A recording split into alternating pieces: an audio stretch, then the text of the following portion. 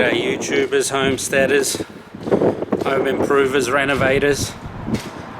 Hope it's not too windy, but can you see this? Overflow valve. This overflow valve was running continuously for 10 days or 2 weeks. It was running non-stop. Couldn't figure out what was going on and what had happened. Yeah, I was just thankful that the water was running out of the house for a change. What had happened was, because we got our super boiler, our super oven, our super heater, I was heating wood in there all morning, and we had a bunch of extra wood because, you know, I was fixing the granary out the back and the floorboards are all down, so I was burning off some of the floorboards in here. G'day, Mia. And because our boiler is so awesome, I mean, sorry, not our boiler, our oven is so awesome, it's rated to heat 20 radiators, and we have 4 in the house. So it overheated the little boiler that we have upstairs, the thing that holds all the water. And that's only about 1 bathtub full of water, so it's rated for 1 person, not for a whole family. So this 20 radiator oven was overheating our boiler system, and for hours it had been steaming and steaming. I didn't know it had been steaming into the top room. You can't even see the room, doesn't even have a window. There's a room way up there, and that's all of our utilities. It's got the water for the bathtub and all of the cold water that we use. It is stored in a tank up there on that 3rd floor, as well as is a smaller cistern which feeds all of the radiators.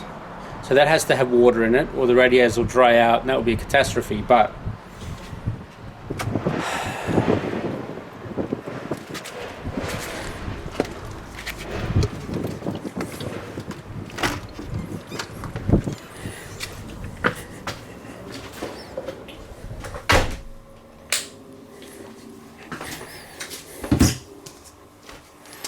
alright, I wanted to do this properly. I want to tell you what's going on with it. It's very windy and cold and wet and rainy out there. But anyway, our oven, which we love and we're using right now. Beautiful oven. It's rated to heat up to 20 radiators. Like I said, we have 4. And the steam had been steaming and steaming up in that room without us knowing about it for a few hours, until it was dripping. The water, hot water, was dripping down the wall in the bathroom and dripping down the wall down here on the ground floor. It was an absolute emergency. We didn't even know what was going on. We cooled the water down, we let the hot water run, we let cold water go into the system. But for some reason that water from the overflow valve kept flying outside. At the beginning it was just a little. But at some point the overflow valve just had a constant stream of water coming out, and we couldn't figure out what it was. We couldn't hear it. We could see water coming out of the house. But anyway, yesterday I had to break or open up a wall to get to the back where the cistern is, which feeds the radiators, and there's a ballcock in there. See, a ballcock is one of these things. It's a ball and it's a cock because it goes up and down, and it's on a sort of arm, and the arm has a valve which opens and closes as the water level rises and goes down. You have one of these in the back of the toilet. My one, can you see this? My one shrank. So what happened, it heated up It was bizarre. It heated up so much that it somehow filled with water, which won't come out. And then so when, after 10 days or 2 weeks or whatever it was, of looking behind this wall to find this cistern, I found this ballcock sitting at the bottom of the cistern. Just sitting at the bottom, because it's heavy now, it's full of water.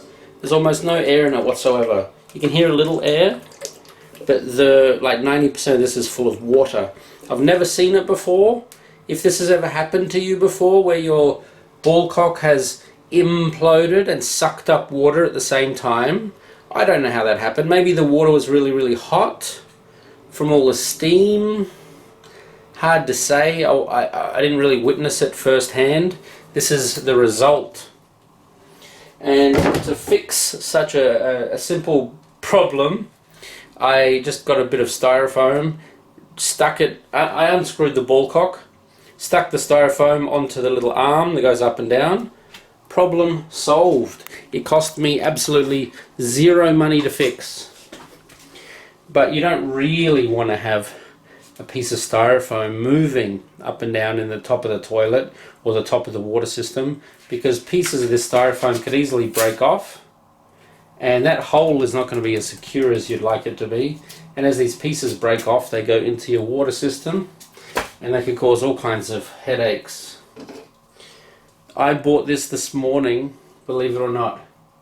It's not an ad for Rogers, but I bought it from Rogers this morning in Ballymote for $1.50, €1.50 for this ballcock. They're universal, Macefield, type 114, made in England, like a lot of things in Ireland are. Unbelievable. $1.50, problem solved. And this thing, what a mystery. If you've ever had your ballcock fill with water, please leave a comment, because I've never seen it before. If you've heard of someone's ballcock imploding from heat or cold or magic, leave a comment down below. I'm very interested in that. And thank God now we don't have the water running out. The reason we left it running for 2 weeks, honestly, is because in Ireland we don't pay for water. At least not on the west coast. We don't pay for water because the water is not of a quality that you can consume. The water needs to be boiled before you can drink it. Therefore the government says maybe we shouldn't charge people for a product that's a bit poisonous. So we filter all our water. But anyway, I wouldn't have wasted all that water if I'd known. I tried to call the plumber, no answer. No answer. Don't know what's going on with him. But anyway, we solved the problem. Ballcock imploded, sucked up a bunch of water, and now this ballcock is completely useless because it's full of water and it's heavy. Excuse me while I go upstairs now and screw on my new ballcock, and I throw out the this isn't the actual piece of styrofoam. I have a clean one up there, but and I chuck out the styrofoam, replace it with a new ballcock. Leave me a message if you've got any ballcock stories. Any ballcock stories that are not rude. I mean, the thing that goes into your cistern, your water system, your a lot of water systems use this to regulate the water. It's a very old-fashioned system, but it works really well. Thanks for tuning in. My name's John Green. This is Green Ideas, and this is one of the things that you never think could happen to you or just happen in general. But still, I'm happy to replace this old ballcock with this new ballcock. Ballcock stories in the comment section. Thank you very much.